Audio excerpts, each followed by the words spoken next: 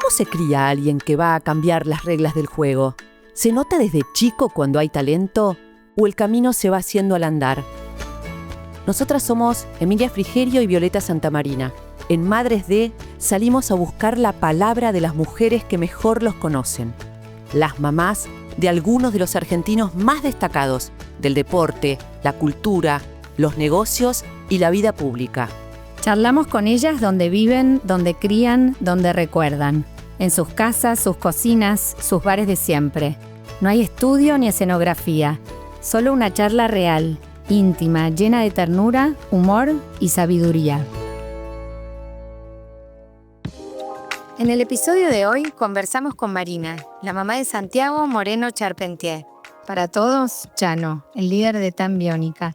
En esta charla íntima hablamos del Chano familiar, de sus sueños de chico, de sus logros y de cómo esta mamá crió a su familia numerosa, la familia que soñó desde muy chica.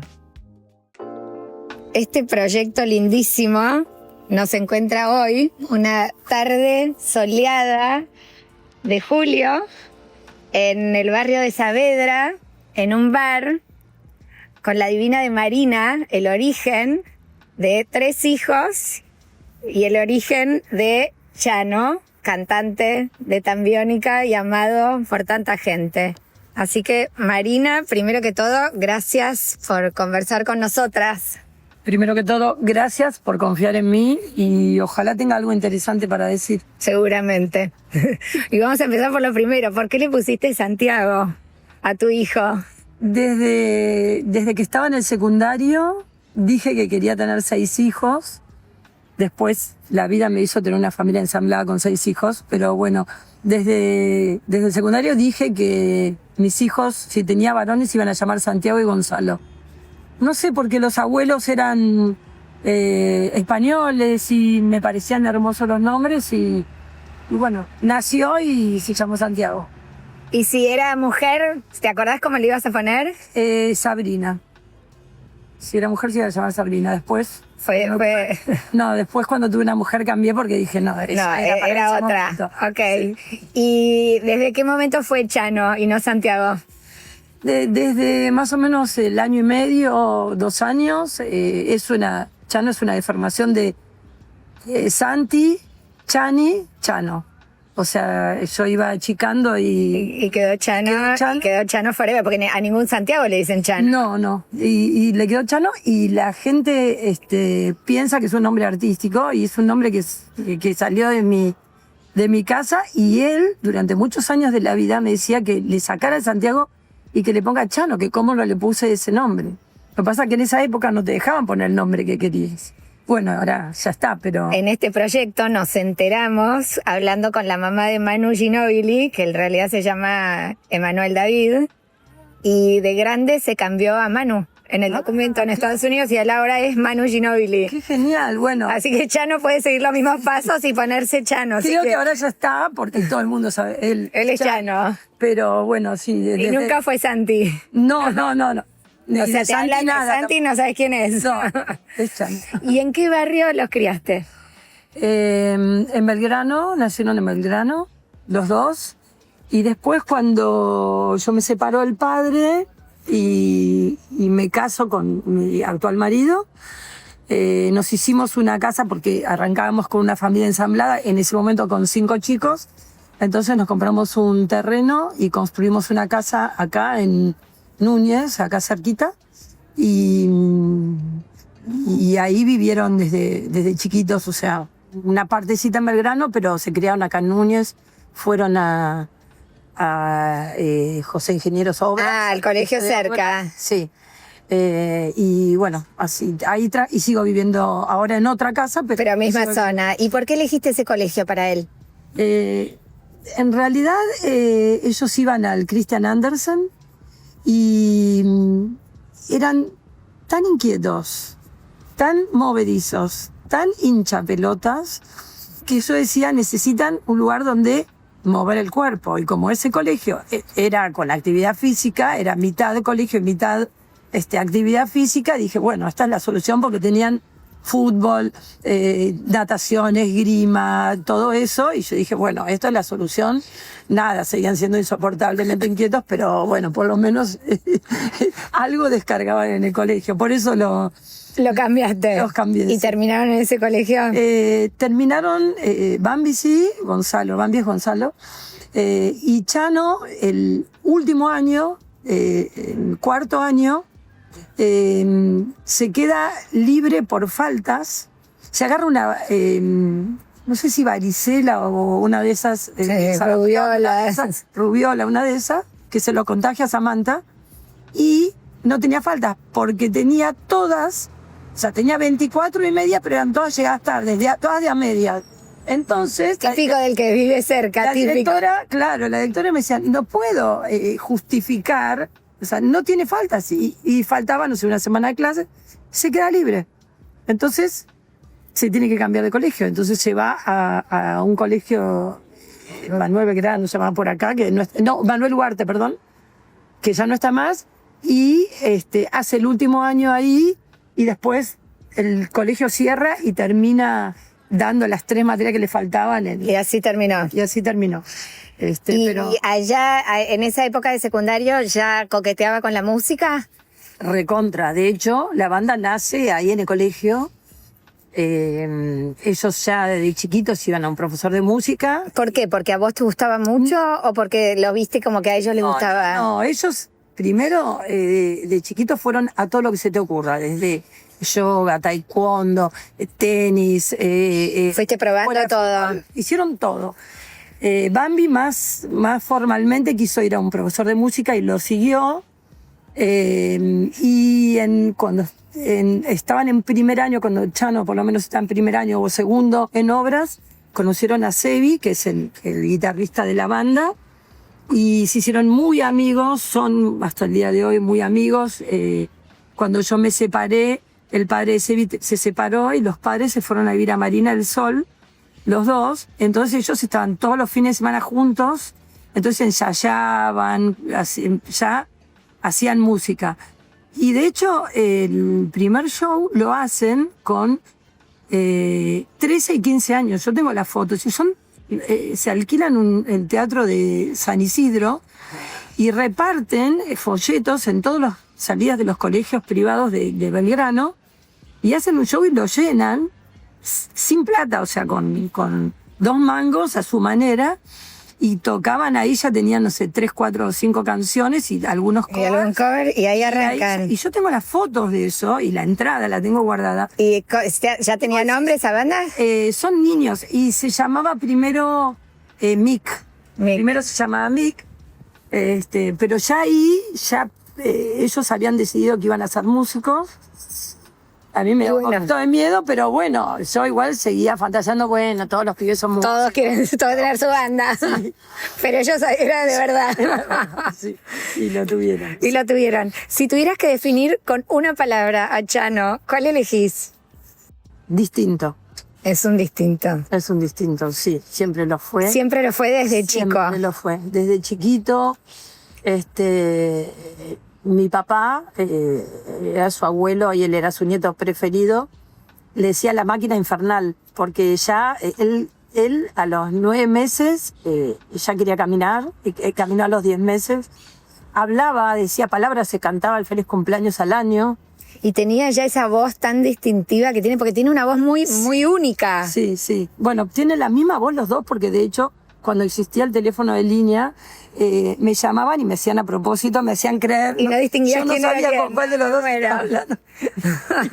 Y me hacían a propósito, me seguían la conversación y después me decían, no, mamá, soy el otro. ¿Y qué se comía en tu casa cuando eran chicos? ¿O había algún plato así fanático del cual eran? Él es fanático del pan de carne. Es una de mis cosas que... ¿Hecho por vos? Sí, por mí. Igual yo siempre tuve ayuda en mi casa, pero eso era una especialidad. Y otra cosa que a los dos les encanta, y como mis ex suegros, digamos, los papás de su papá, eran uno valenciano y el otro madrileña. Ellos hacían la paella valenciana, que es con pollo y con todo lo que es. Y mi ex suegra me enseñó a hacer la paella yo aprendí y la verdad que me salía buenísima. De hecho, este fin de semana la hice. Entonces, a ellos les encantaba porque era como una prolongación de la casa de sus abuelos, ¿no? Así que esos eran... Esas sus cosas. Sí. ¿Y tenés algún recuerdo especial que guardás de él de chico? Tengo muchísimos. Él era un niño muy bello. O sea, la gente me paraba por la calle. Él tenía un pelo rubio, dorado, divino. Era muy lindo. Y era muy inquieto. O sea, era muy inquieto. Entonces, como que donde estaba llamaba la atención porque siempre estaba haciendo... O sea, si él estaba en la plaza, estaba trepado arriba de la hamaca, no amacándose. Siempre el distinto llamaba la atención. Claro, siempre estaba en alguna situación así. Yo tuve mucha presencia con él porque yo dejé todo para su crianza cuando él nació. Yo creí que él, le iba a costar mucho cuando entró al jardín de infantes, que tendría 3 años. Y él entró al jardín de infantes, cerró la puerta y no se dio vuelta ni para mirar porque estaría podrido de mí, porque yo estaba 24/7 con él. Entonces encaró bien, no hubo adaptación. No. Y con una familia ensamblada, con tantos chicos, me imagino que había que tener orden. ¿Tenían como algo que le delegaban a cada uno o alguien que se trataba de ocupar de alguna tarea en particular, siendo tantos? No, yo esa parte no la hice bien. Porque Los malcriaste a todos. la verdad es que mi vida fue como mucho lío, o sea, todo lo que fue cuando yo me separo, bueno, empiezo a salir con quien es mi marido, me caso con él a los 2 años, estudio la carrera de asistente social, de licenciatura en trabajo social, ahí también recién casada. Tengo a Samantha, o sea, estudié la carrera con una nena que tenía meses, arranqué, y tenía todos los fines de semana 5 chicos y una bebé arriba de la mesa y yo estudiaba. O sea, yo estudiaba y los chicos entraban, salían, hacían quilombo, se hacían 8.000. Todos mis amigos dicen, ay, ¿te acordás cuando comprábamos medialunas? Comprábamos, no sé, 6 docenas, me decía. Porque además venían amigos, venían mis hermanos, era una casa muy grande, con un jardín muy grande, llena de chicos. Y los chicos disfrutaban como niños. Claro, Sí. mucho. Entonces, yo tenía una señora que Que ayudaba. ayudaba y tenía otra más que venía porque éramos Era un muchos. caos. Y era un caos, tal cual. Y yo soy desordenada. Mis hijos salieron ordenados para oponerse, obviamente, los 3 salieron Así que ordenados. naturalmente, aunque no se les delegara, cada uno mantenía su rancho como... Cosas personales. En ese momento era todo un lío, porque vos imagínate las mochilas, las cosas del colegio que se mezclaban, o sea, era... Porque aparte eran las chicas de tu marido, tus chicos Ellas vivían con y su mamá. Samantha. Ellas vivían con su mamá, pero venían los fines de semana. Con lo cual los fines de semana había 6 niños Claro, en la sí, casa. y Bueno, muchas veces amigos, porque era una casa de muchos de, amigos también. de muchas cosas. Música, de todo, de mucha cosa. Entonces, y bueno, nada, era muy lindo, muy divertido y mucho desorden. Pero no es que yo les delegué tareas a cada uno, debí hacerlo, pero No, lo está muy bien. Me gusta que lo reconozcas. no lo hice. Y este Chano, músico, y bueno, Bambi también músico, ¿ya lo expresaban de chicos que lo querían ser? Y sí, en un momento estaban muy seguros. ¿No había otro interés universitario, terciario, de laburo? No. No, era eso. De hecho, yo cuando él terminó le dije, bueno, anotate en alguna carrera y mientras vas siendo músico y por si acaso tenés esto. Y se anotó en, no me acuerdo si era relaciones públicas o no me acuerdo qué, y se hizo el que fue durante 2 meses, que no fue nada, hasta que después dijo, no, mamá, déjate joder. Y Bambi se anotó en comunicación para ser periodista, porque además escribía muy bien, y hizo hasta 4º año Mira. en la Universidad de Palermo, y en 4º año me dijo, mamá, ¿cuándo te vas a enterar que soy músico? Primero se anotó también en el conservatorio, pero eso era en 2001, había mucho, nosotros estábamos muy complicados económicamente por la crisis, con todos los 6 pibes en colegios privados, con todo, y el conservatorio tenía que estudiar cello porque él quería ser bajista, y el cello costaba en ese momento, no sé, $3.000, bueno, entonces se anotó y después lo dejó y siguió periodismo. En 4º año me dijo, Soy músico. ¿Crees que soy músico, mamá? Déjame hinchar. Le dije, tenés razón, no estudies más. Y la dejó ahí en cuarto año. Igual esas cosas sirven porque... Pero son re herramientas, obvio. Claro. Y aparte fue una carrera que fue creciendo, pero tampoco de la noche a la mañana. Claro. O sea, estos chicos que arrancan una banda en la secundaria, alquilan un teatro, convocan a gente, llenan ese teatro, pero fueron creciendo. No, pero además, mientras tanto, o sea, ellos terminaron secundario y yo dije, en esta casa se estudia o se trabaja. Es así. Esto sí era una regla en mi casa. Y de hecho fue así, todos salieron del secundario y fueron... Y se pusieron a laburar. ¿Y en qué laburaban? Sí, y bueno, Chano trabajó, al principio me odiaba porque yo le obligaba, yo le decía, a ver, derechos de adulto, obligaciones de adulto, como ellos querían hacer, ¿viste? Sí, obvio. Hacer cosas, bueno, derechos de adulto, obligaciones de adulto. Entonces, él trabajó de camarero, de delivery, de medialunas, de varias veces de camarero. De hecho, cuando en Sucre trabajaba, en el restaurante Sucre, y siempre él cuenta esta anécdota que salía a fumar un cigarrillo en el medio del trabajo a la noche y le decía al dueño, yo algún día voy a tocar ahí en Pampa y Alcorta. Y lo logró. Y lo tocó logró. ahí. Y Me Bambi acuerdo, trabajaba- enfrente, Sí. claro. Yo fui a ese recital. Sí, bueno, Bambi trabajaba en una empresa de unos amigos nuestros y los otros dos también, y casi también. Uno trabajaba en una fotocopiadora y el otro, no me acuerdo, y estudiaba producción musical. Y a la par ensayaban. Y todo lo que, o sea, trabajaban y toda la plata que juntaban la invertían en instrumentos, en ir a tocar a lugares chiquititos, iban con un auto, ellos eran los plomos los que repartían. Cargaban las el entradas, todo. hacían todo. Y seguían con eso. Y yo veía que eso no paraba y que empezaba a sonar un poquito la banda y qué sé yo, hasta que un día los cuatro dijeron, bueno, consiguieron un manager y qué sé yo, que es Merchote, que es el manager actual de Tambiónica, y él les dijo, bueno, si se tiran a la pileta hay que poner toda la energía, no pueden tener otros trabajos. Y todos renunciaron a sus trabajos y dijeron, vamos por esto. Y bueno, y llegaron. Y llegaron, no llegaron, trascendieron Por- grosso. Pero laburaban Laburaron mucho. el día, de la mañana a la noche. Dirías los que el fines de foco semana. y la pasión Sí, sí. es parte de su Total. carrera. Total, eso no fue suerte, te puedo asegurar, porque yo durante años los veía y grababan demos y los llevaban a las radios, los llevaban a los DJs, los llevaban a todos lados.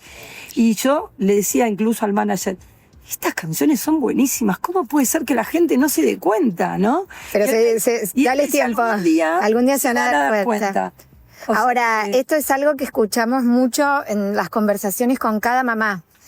Como que hoy las generaciones de más jóvenes piensan que el éxito es tener un video viral o de repente de saltar a la fama en algún programa de televisión. Y lo que notamos es que todas estas mamás nos cuentan que todos estos hijos exitosos o que cumplieron sus sueños se rompieron el alma y tenían un foco y un sueño muy, muy declarado. Tal cual, y Chano lo dice en sus canciones y lo dice en el escenario, siempre, todo, y además ellos tenían tan claro que ellos decían, nosotros no solo vamos a crear una banda, vamos a crear un movimiento, porque ellos crearon un público tan fiel, ellos arrancaron con las redes sociales cuando apareció el Facebook, ellos fueron los primeros que tenían un Facebook, repartían en las puertas de los colegios el coso con el Facebook para que los pibes los siguieran, los hacían ellos mismos en las puertas de los colegios. Y ellos dijeron, nosotros vamos a hacer un movimiento que tenga un día, una fecha, un himno y un grupo de amigos, un grupo de digamos... Como que era más que hacer música, era... De hecho, el Piberío Biónico existe, que es... Y hoy es una comunidad de gente hasta de 60 años. La fecha es el 4 de noviembre y la canción es La Melodía de Dios, que es Con vos es 4 de noviembre, ¿no? O sea, lograron eso, ser mucho más que una banda más. Yo soy la madre, lo digo así, pero... No, pero bueno, pero lo viste generar. Sí, y lo vi. viste que es producto No de fue ese una trabajo. casualidad, fue una meta, un objetivo que se pusieron y la verdad que dejaron la vida en eso. Y muchos momentos no tenían un mango. O sea, ellos ensayaban por acá, tenían la casa que Chano alquilaba, y se reunían todos los días a trabajar, aunque no tuvieran una fecha para tocar, se reunían y me acuerdo en ese momento ponían 10 pesos para cada uno, y con eso Bambi cocinaba, porque Bambi cocina muy bien, entonces ese día comían fideos, ponele. Pero era un laburo. Era trabajar. Un laburo. Igual, ¿entendés? Estaban todo el día trabajando para lo que algún día viniera. Y lo que vino, lo conocemos todos, no hay que decirlo, discos, fama, trascendencia mundial, premios, reconocimiento y varios dolor, sufrimiento, todo eso, y tocar en River, que es como la máxima de la máxima. En River y en 7 estadios, porque ellos se propusieron en esta etapa estar en todos los estadios importantes. Estuvieron en todos los estadios, incluso de Montevideo, de Paraguay, de Mar del Plata. Como en los equivalentes a River, claro, de cada lugar. A Vélez, La Plata, todos hicieron y River, ¿no? Increíble. Y ahora salieron a vender. Pensamos que ya terminaban ahí, pero la gente les reclamaba más. Y dijeron, bueno, vamos a hacer uno de más de cerca, porque el Movistar Arena te permite esa intimidad. Sí, y vendieron los primeros 4 en las primeras 4 en horas. Increíble. O sea que no, es increíble. Ellos mismos no lo pueden creer. ¿Y cómo, con todo ese peso, cómo es ser la mamá de Chano? Ay, mira, él siempre, todos mis hijos fueron lo más importante de mi vida, siempre, fueran quienes fueran. Yo creo que para todas las mamás es igual. O sea, obvio, yo me emociono con un hijo actuando en el colegio, en el jardín de infantes de Manuel Belgrano. Claro. Pero digo, no es lo mismo tener a tu hijo parado en el medio de River. Sí. No, bueno, eso, ¿cómo es ser la mamá de una estrella tan querida y tan famosa? Eso es muy emocionante, muy movilizante. De hecho, yo, antes del show, ya en mi casa estoy temblando. Estoy como si yo fuera a subir al escenario. Estoy nerviosa y mis amigas que voy, con mis amigas, con mis hermanos, me dicen, pero ¿no te acostumbraste? No me acostumbro. ¿Y por qué no te acostumbras? ¿Pero por qué?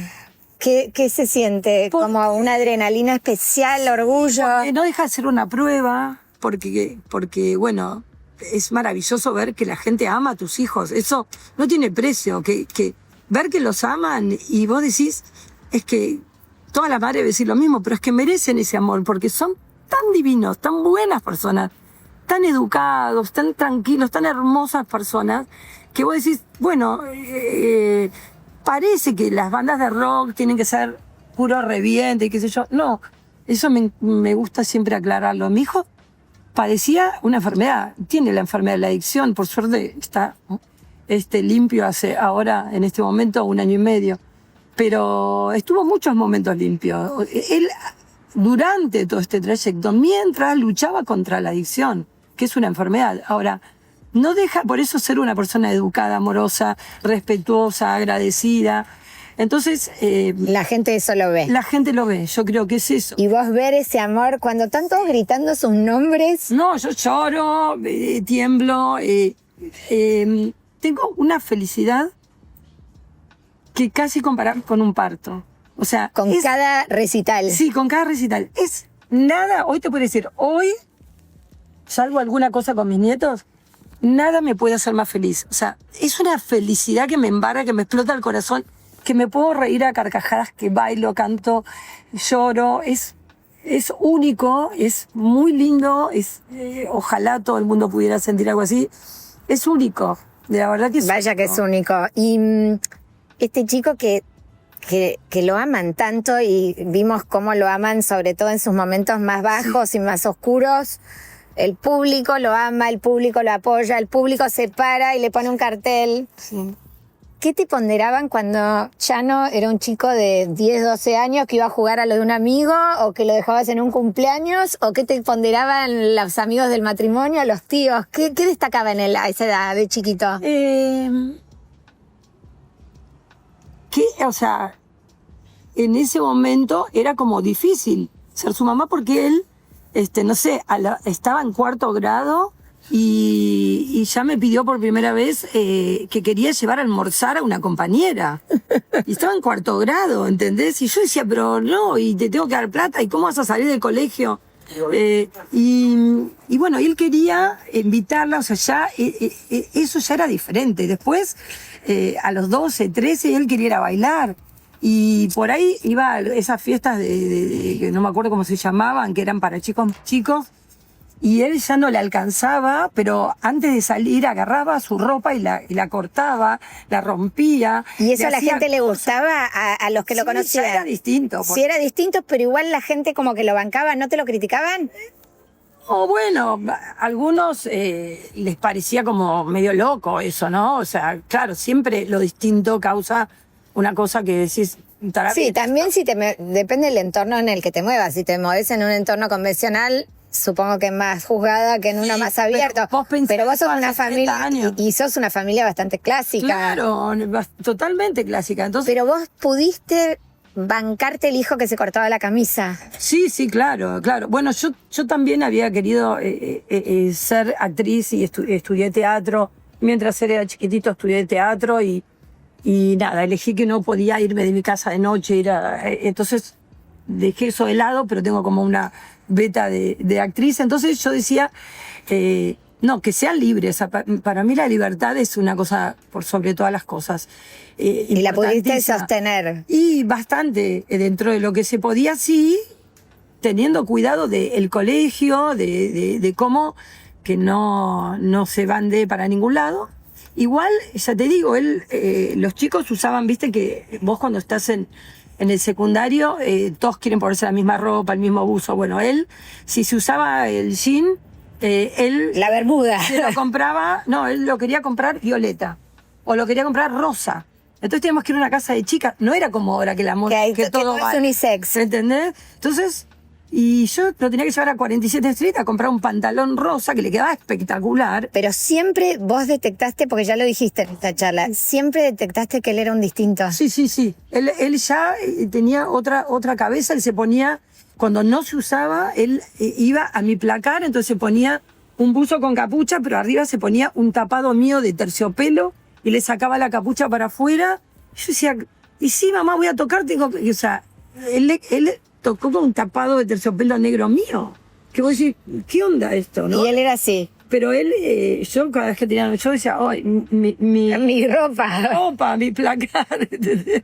Y un montón de cosas nunca volvieron. Los dos, Bambi también agarraba, pero Chano ya, ¿entendés? Y hacía sus cosas raras, o sea, pegaba cosas en las Como que camisas. diferenciarse siempre. Sí. ¿Y cuándo? Porque vos tenés tu propia carrera profesional, más allá de estudiar actuación, sos trabajadora social, te formaste muchísimo. Pero ¿cuándo sentiste que pasaste a ser, más que Marina, la mamá de? ¿Te acordás? ¿En qué época? Como que eras la mamá de Chano. No, cuando... O de los tan biónica. Ponele que en el primer Luna Park. En el primer Luna Park que hicieron, antes de que pasaran todos los días que pasaron, yo cuando fui al primer Luna Park dije, wow, eso fue una cosa muy, muy fuerte, nunca me la voy a olvidar. Y además, ellos hicieron un Luna Park y el papá de ellos, Sí, lo leí. sí, que era mi ex marido, con el cual estuve casada 11 años y, o sea, tuvimos una larga relación, falleció el día del primer Luna Park. Entonces era una catarata de emociones. Yo había estado el día anterior viéndolo, visitándolo. Y bueno, también cuando los vi en las tapas de las revistas, cuando tuvieron una tapa de la Rolling Stone. O sea, ahí ya dije, estos pibes llegaron y ya alguna persona que sobre todo del ámbito por ahí de la música sabía que yo era la madre, pero la gente no me conocía. La gente no sabía. Sí, en el Luna Park, por ejemplo, ahí yo conocía por, no sé, por Celeste Cid o por alguna de sus novias que por ahí conocía. Entonces alguien me identificaba y entonces la gente decía, ay, vos sos la mamá de Chano. Y bueno, así como que empezó por ahí. Ahora, fui potentemente la mamá de Chano a partir de su accidente. Ahí. Ahí perdí mi nombre y pasé a ser la mamá de Chano. Antes era Marina Charpentier, ahora soy la mamá de Chano. Y yo digo, y de Bambi, de Samantha, o sea, pero... Sí, pero también coincide con con una presencia tuya desde otro lugar, como que no deja de ser una paradoja haberte formado en adicciones y tener ese caos en casa. Uno puede pensar, si lo pensás divinamente, decís, bueno, te tocó porque saben que lo podés afrontar. Y también es una paradoja enorme. ¿Cómo se convive con esas cosas, siendo tan experta y teniendo el quilombo en casa? Y eso es algo que vas aprendiendo y que va modificándose a medida que transcurre el tiempo, ¿no? Evidentemente, cuando yo estudié para trabajar en la comunidad terapéutica, y mis hijos en ese momento tenían 4 y 6 años, o sea, yo nunca podía saber que iba a tener un hijo adicto, pero yo ya trabajaba en el programa Andrés y quería estudiar la carrera para especializarme en adicciones. No me preguntes por qué. ¿Y cómo es ser especialista en eso y tener un hijo adicto? Y un día, cuando descubrí que Chano fumaba porro, bueno, inmediatamente yo sabía a dónde tenía que ir y nada, y me puse el otro lado del mostrador, me olvidé todo lo que sabía de eso y pasé a ser, yo soy la mamá en un grupo, como cualquier persona. Que lo quiero ayudar. Sí. Y empecé a recorrer el camino desde el otro lado, ¿no? A ver qué tenía que ver yo con eso. Porque es indudable que, si bien es una enfermedad multicausal y que hay muchos aspectos de la enfermedad y no todo es culpa de un trauma infantil o la familia, o es una conjunción de cosas, es muchas veces una madre sobreprotectora, un padre ausente, hubo bastante de eso. Yo fui muy sobreprotectora porque yo estaba muy enamorada de mis hijos y estaba muy pendiente de eso, me costaba mucho verlos sufrir y ponerles límites, entonces... Pero también tiene que ver, supongo, un trabajo nocturno, un trabajo de adulación permanente. No, eso fue después, cuando ellos entraron en el área de la música. Bueno, uno sabe que es un trabajo muy difícil, porque sí que hay, no sé ahora, pero en ese momento había mucho consumo, mucho alcohol, hay mucho alcohol. Y claro, él se quiso ir a vivir solo a los 19 años. El padre se fue a vivir a España, ¿no? A España y él se quiso ir a vivir solo. Y yo dije, no, como sos muy chico, no.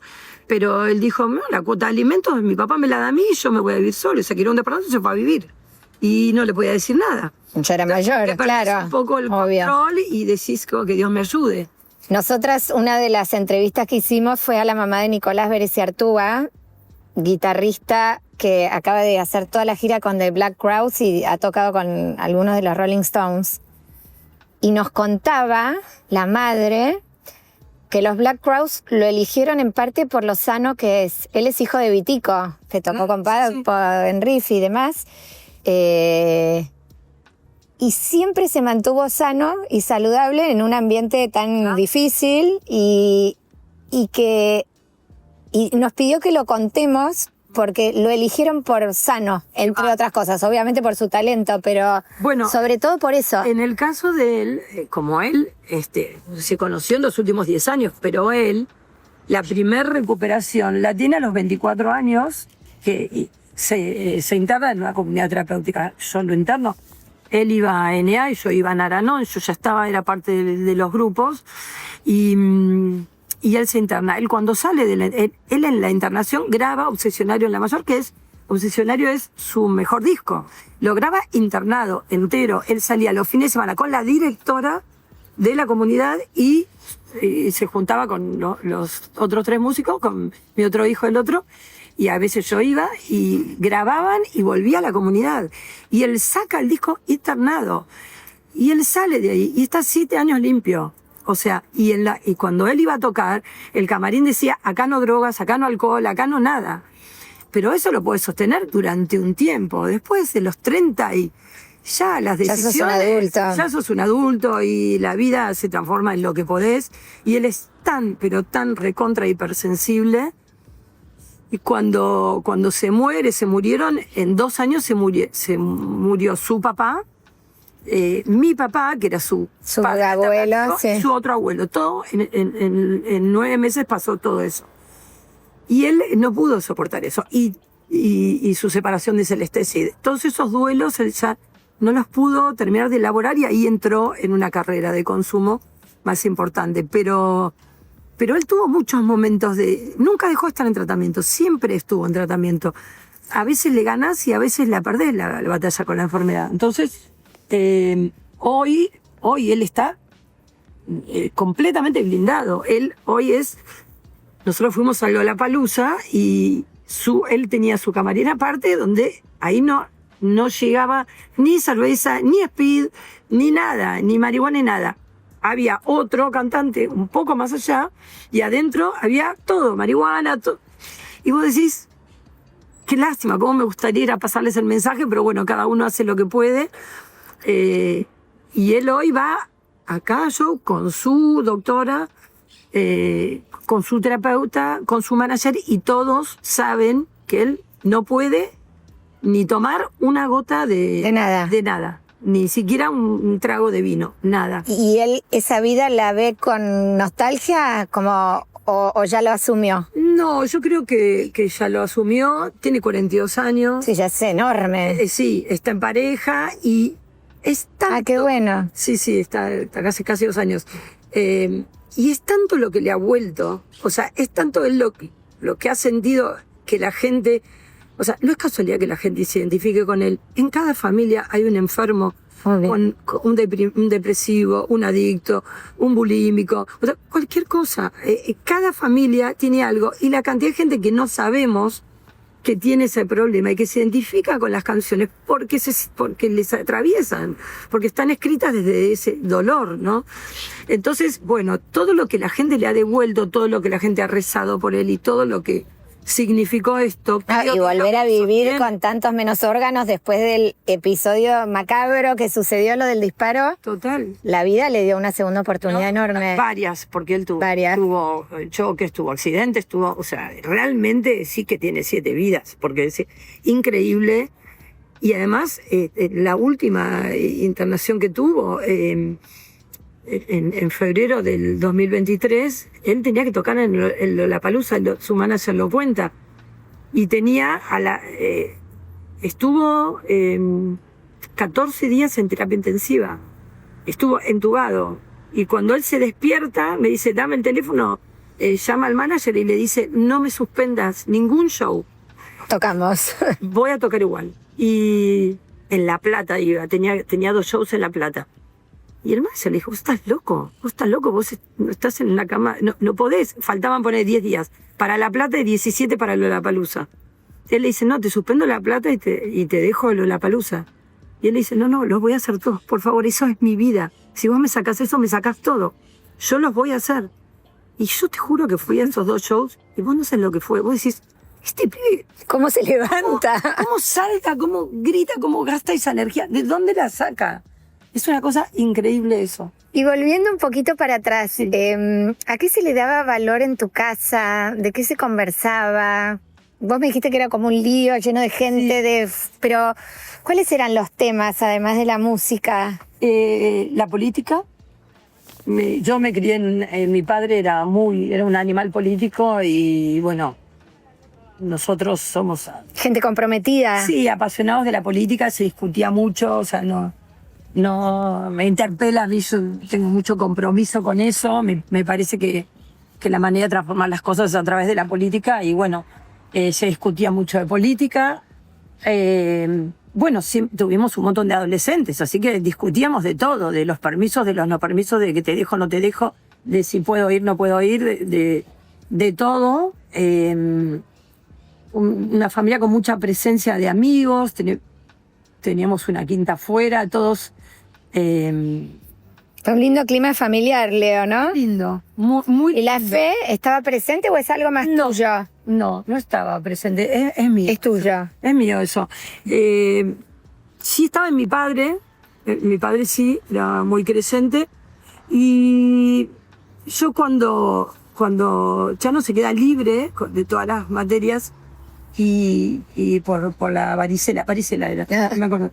Yo no podía creer, porque yo dije, este pibe tiene que dar 13 materias de nuevo por una varicela, que bueno, en realidad por todas las Por los tardazos. por todos los llegadas tarde, pero bueno. Y no sé, se quedó trabado con biología, la dio como 3 veces, y yo la que era la última oportunidad, fui a la Virgen de Luján y le dije, por favor te pido que termine el secundario. Para mí era como lo básico, o sea, ya resignar que no estudiara una carrera para mí era tremendo. Pero por lo menos dame el bachiller. El secundario mínimo. Entonces yo le dije a la Virgen de Luján, te prometo, te lo entrego, que si apruebo el secundario te sigo para siempre. Le dije a la Virgen. Todavía no sabía ni qué iba a consumir ni nada. Y lo aprobó. Y a partir de ahí... La seguís. Claro, cuando descubrí la marihuana, y a partir de ahí yo es como que la Virgen de Luján es la que ha acompañado todo el proceso de él y mío, porque mi proceso de Sí, como madre de ella, ayudarla. Y de los grupos de Naranón, que son importantísimos, que te obligan a preguntarte qué tengo que cambiar yo, porque vos no podés cambiar a otra persona, pero vos sí podés cambiar. Yo ahí aprendí a cuál era mi dependencia emocional. Esto es re importante para saberlo. Muchas veces vos decís, pero ¿qué hizo mal una madre o un adicto? ¿Por qué sale? ¿Por qué puede nacer un adicto? ¿Qué es lo que lo lleva a ser un adicto? Cuando vos tenés dependencia emocional, o sea, cuando yo también soy hipersensible y mi felicidad o mi bienestar dependía mucho de las personas, de mi marido en ese momento, de mis hijos, de lo emocional, de que me quieran, de mis amigos. Cuando vos tenés mucha dependencia emocional, depositas en el otro mucho amor. Y después esa persona tiene que aprender a vivir, y después la vida continúa sin ese amor tan fuerte. Entonces muchas veces, muchos adictos reemplazan la droga, porque cuando la madre o tiene otros hijos o se recupera, porque yo me considero recuperada, ese vacío que dejó una madre tan presente, a veces se tiene que compensar con algo. Y hay quien lo llena con comida, hay quien lo llena con alcohol, con droga, con workaholics, o sea, con otras cosas. Entonces, yo tuve que trabajar mi dependencia emocional para no repetir eso y para poder liberarlos de mi amor, de alguna manera, ¿entendés? Que es muy difícil, porque... ¿Cómo Estas charlas lo que tienen que... como madres que somos, Violeta y yo, nos vamos siempre pensando en, bueno, ¿cómo somos nosotras como madres? Entonces, damos libertad, somos exigentes, acompañamos bien, o sea, estas charlas tienen esto. Todas somos madres, las que escribimos y a las que entrevistamos, y hay identificación permanente. Yo nunca fui exigente, yo fui bastante libre, les di bastante libertad. ¿Por qué? Porque yo tuve unos padres también muy sobreprotectores, que me dieron muy poca libertad. O sea, yo me casé a los 19 años porque mi papá no me dejaba ni salir a bailar. Mis amigas... Y entonces la libertad para vos fue como... Era fundamental. Entonces yo quise que mis hijos fueran mucho más libres de lo que fui yo. De lo que fuiste vos, mira. El equilibrio muy difícil. ¿Y hay algo que vio Chano en vos que crees que incorporó a su propia vida y que lo ves en su actuar, no sé, en lo que sea? Bueno, el fondo de pantalla de su celular es la Virgen de Luján. Ah, o sea, ok, o sea, sí, lo tiene. Claro, y él va, cuando va a hacer tener un show, cuando está frente a algo importante, él... ¿Se va a la basílica? Se va a la basílica. Sí. Se va a rezar. Se va a pedirle a la Virgen. O sea, ¿lo dice eso? ¿Es público no? No saben, pero... Pero él va y reza. Él en los shows empezó a decir, gracias por todo lo que han rezado por mí, yo ahora rezo por ustedes. Y yo creo que eso... Te voy a mandar otra para Chano. Le voy a decir ¿Tiene Virgen en su casa? Pues... No, pero este brazalete lo tiene que tener. Le voy a conseguir uno y te lo voy a mandar. No, yo te lo compro en la web, si no. No puedo creer. Así que él también la sigue a la Virgen. Acá, en el Parque Saavedra, que es... Yo vengo a caminar acá, hago 5 kilómetros, hago 3, te vueltas al parque. Allá atrás...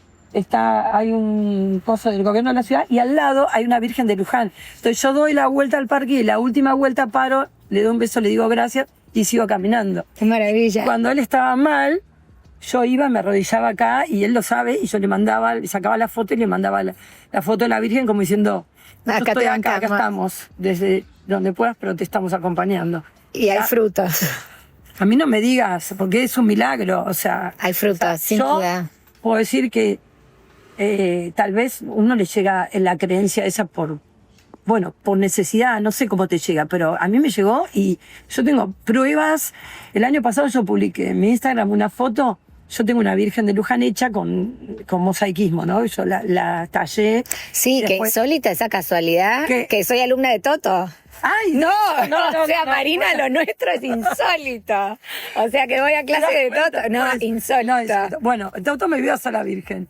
Entonces yo la tengo en un árbol en capilla y tiene todas rosas. El invierno pasado, no, el anterior, estaba toda capilla, se hiela todo, no hay verde, no hay nada, ahora con las heladas que hay tremenda. Estaba la Virgen y todas las rosas ahí. Florecidas Sí, en y, invierno.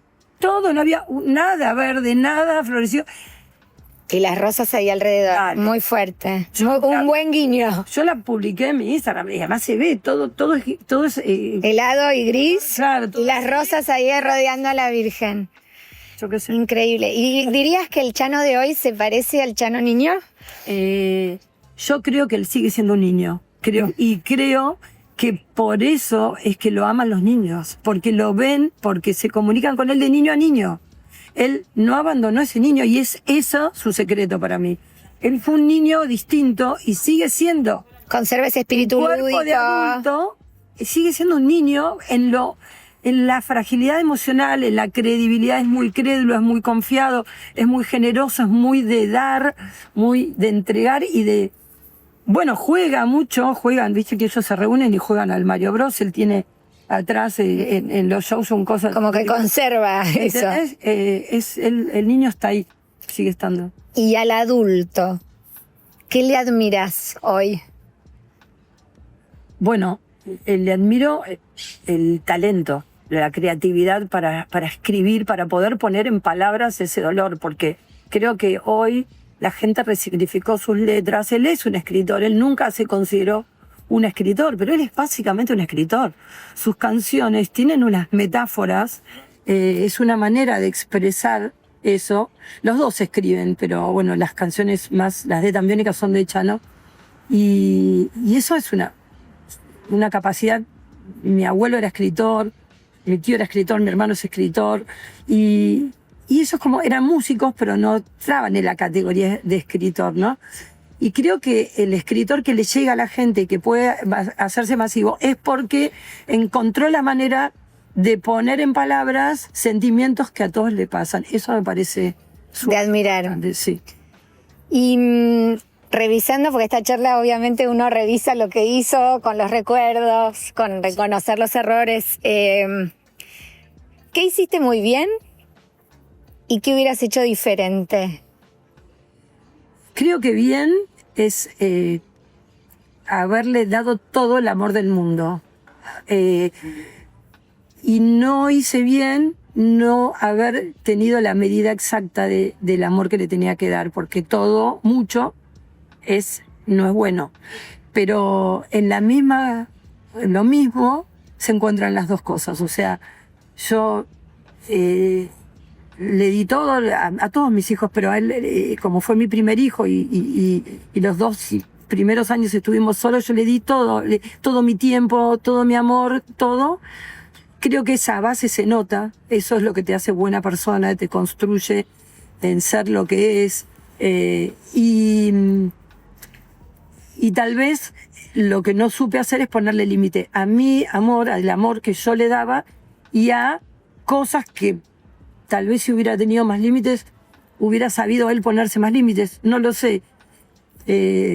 No todo depende de mí. Tuve que Obvio. aprender que es también Sí, que son, padre. sí, y son independientes y Claro. sus circunstancias también Exacto. lo forman, obvio. Claro, ¿no? entonces, pero bueno, Si no sería muy fácil. creo que parte de la fórmula es eso, es mucho amor y tal vez mucho amor.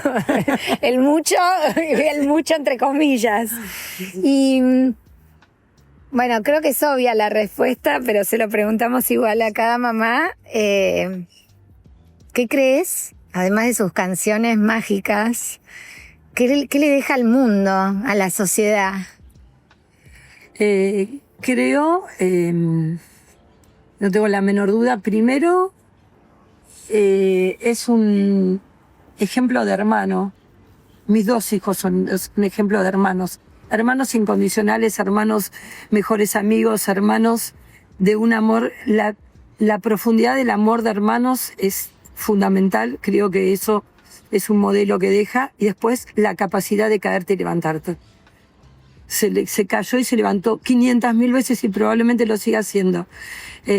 Nunca bajó los brazos, siempre siguió peleando, siempre puso por delante su deseo y decir, lo mejor está por venir, y lo mejor le vino. Y siempre, ahora le pregunté, ¿y ahora, después de haber tocado Claro. ¿Qué viene? ¿Qué viene? ¿Qué viene? ¿Eres un artista internacional? No, me dijo, quiero superarme a mí mismo, quiero hacer un disco mucho más bueno que Obsesionario, que es mi mejor disco.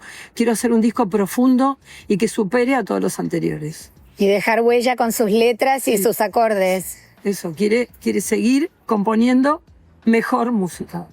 Y como madre de Chano, de Bambi, de Samantha y de las chicas de Oscar, Sí. ¿qué le decís a esa madre que te está leyendo o que te está escuchando? Joven. Hoy hay demasiada información para las madres. Están todas viendo si atienden a los sentimientos o si son rígidas. Hay demasiada información en redes y en todos lados. ¿Qué le decís a la mamá que tiene hijos chiquitos, que todavía son una hoja en blanco? ¿Qué crees que es importante para ser mamá? Bueno, primero, creo que en la vida hay tiempo para todo, pero hay un tiempo para dedicarse a los hijos. Por más que tengas una carrera, por más que quieras estudiar, por más que quieras hacer otras cosas, me parece fundamental la presencia en los primeros años de vida. Después, banco que te desarrolles y que seas una mujer que seas un ejemplo de mujer para los hijos y todo eso, sí. Pero me parece muy importante la presencia. Pero otra cosa que va de la mano de eso es enseñarles a frustrarse mientras están en tu casa y mientras los estás educando.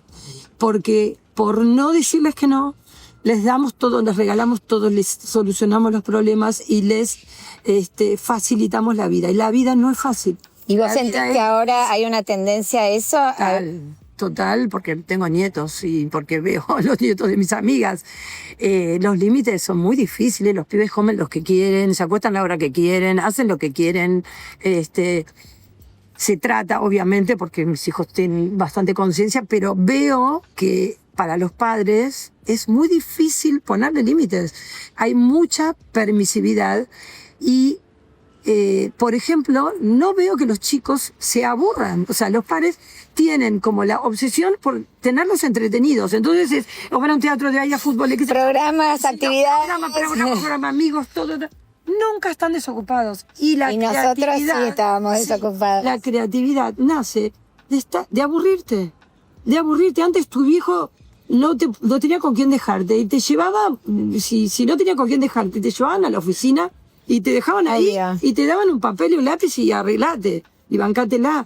O no sé, te quedabas en tu casa todo el domingo y tus viejos o dormían la siesta o mis viejos iban a la cancha y vos, Ni idea. y no existía el celular. No. ¿Entendés? Entonces dibujabas o soñabas. Yo leía muchísimo. En mi casa se lee, Se lee. aún hoy mucho. Entonces, me parece que eso es fundamental. La lectura te despierta una fantasía, una creatividad, un ámbito. Y por último, una postdata. Si hay madres que tienen chicos que quieren dedicarse a la música, ¿alguna recomendación o algo? Y yo creo que debe ser el trabajo más feliz del mundo. Creo que es. Yo veo la cara de felicidad de mis hijos arriba del escenario y no la puedo creer. O sea, realmente. Bancás hijos músicos, digamos. Sí, sí, o sea, me parece una carrera muy feliz. Obviamente que cualquier carrera que ames te va a traer felicidad. Pero me parece que sí, que una persona diría, bueno, que estudien música. Bambi toca todos los instrumentos, compone, hace todo. Y más que el profesor de música que tenía en el colegio, no tuvo. Y sin embargo, era tanta la pasión que tenía por la música que la aprendió solo. Son autodidactas, mis hijos, los dos son autodidactas. Eso es increíble. Entonces, Si vos los ves apasionados por cualquier cosa, y apoyalos. Nosotros compramos instrumentos, dimos plata para el primer disco, o sea, Bancaron. mientras los hacíamos trabajar. O sea, ojo, al caso se trabaja, pero igual apoyamos también. Siempre preguntamos si el plan B, ellos me lo Y facturan. ahora te lo devuelven con alguna remerita que diga tan biónica, por lo menos quiero creer. Con entradas para todos los Con shows. entradas para todos los mis shows. hermanos, para mis amigos, sí, sí. Y ahí estás. Gracias por escuchar Madres de. Esta serie fue grabada en los lugares donde estas madres viven, recuerdan y crían. Nos sentamos a escuchar, sin apuro, a quienes acompañaron sin pedir aplauso, porque vale la pena escuchar a quien estuvo ahí desde el principio. Una producción de La Nación Play.